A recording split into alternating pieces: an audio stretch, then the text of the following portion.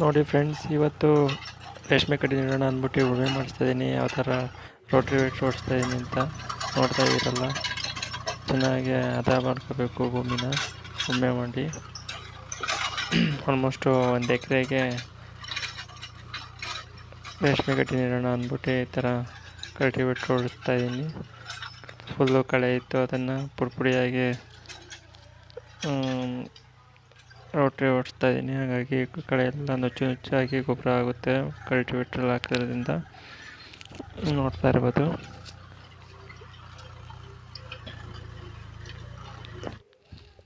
ಅದಾದಮೇಲೆ ಈಗ ಆರಡಿ ಸಾಲಿಗೆ ಪಟಗಳನ್ನ ನೆಡ್ಕೊತಾ ಇದ್ದೀವಿ. ಆ್ಯಕ್ಚುಲಿ ನಾವು JCBಲಿ ಪಟ ಮಾಡಿಸ್ಬೇಕಾಗಿತ್ತು.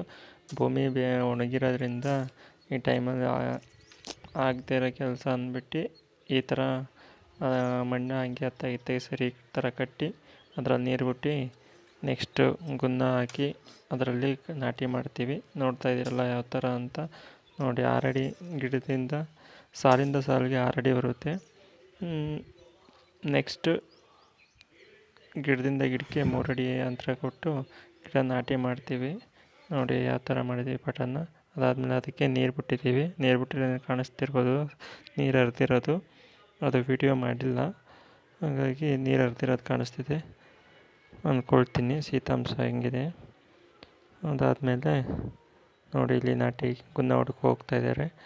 ಸಾಲಿಂದ ಸಾಲಿಗೆ 6 ಅಡಿ ಅಂತರ ಮತ್ತು ಗಿಡದಿಂದ ಗಿಡಕ್ಕೆ 3 ಅಡಿ ಅಂತರ ಕೊಟ್ಟು ಗುನ್ನ ಹಾಕ್ಕೊಂಡು ಹೋಗ್ತಿದ್ದೀವಿ. ಅದಾದಮೇಲೆ ಇದು ಉಪ್ಪಿನರಳೆ ಸೊಪ್ಪು ನೋಡಿರ್ತೀರ ನೀವು ಆಲ್ಮೋಸ್ಟು. ಇಲ್ಲಿದೆ ನೋಡಿ. ಇದರಲ್ಲಿ ಪೈರುಗಳು ಸಿಗುತ್ತೆ, ಹೈರುಗಳು ತಂದು ಮಡಿಕೊಂಡಿದ್ದೀವಿ. ಅದನ್ನು ನೋಡಿ ನಾಟಿ ಮಾಡ್ತಾ ಹೋಗ್ತಾಯಿದ್ದೀವಿ. ಈ ತೋಟದಲ್ಲಿ ಮಾಡ್ತಾಯಿದ್ದೀವಿ ನೋಡಿ. ಅಲ್ಲಿಂದ ತಂದು ಇಲ್ಲಿ ನಾಟಿ ಮಾಡ್ತಾಯಿದ್ದೀವಿ ನೋಡಿ. ಅಲ್ಲಿ ಮಾಡ್ತಿದ್ದಾರೆ ಅವರು, ನಮ್ಮಮ್ಮರು. ಅಬ್ಸರ್ವ್ ಮಾಡ್ತಿರ್ಬೋದು. ಅಪ್ಪಾಜಿ ಗುನ್ನ ಹೊಡಿತಾ ಹೋಗ್ತಿದ್ದಾರೆ, ನೋಡ್ತಾ ಇದ್ದೀರಾ. ನೋಡಿ ಗಿಡದಿಂದ ಗಿಡಕ್ಕೆ 3 ಅಡಿ ಅಂತರ ಕೊಟ್ಟಿದ್ದೀವಿ. ಪಟ್ಟದಿಂದ ಒಂದು ಮರಕ್ಕೆ 6 ಅಡಿ ಅಂತರ ಇರುತ್ತೆ.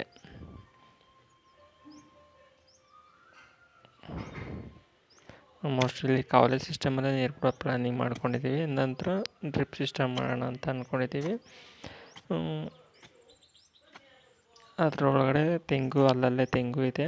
ತೆಂಗುಗೂ ಅನುಕೂಲ ಆಗುತ್ತೆ ಮತ್ತು ರೇಷ್ಮೆ ಸೊಪ್ಪು ಬಂದಷ್ಟು ಅನ್ನೋ ಕಾನ್ಸೆಪ್ಟ್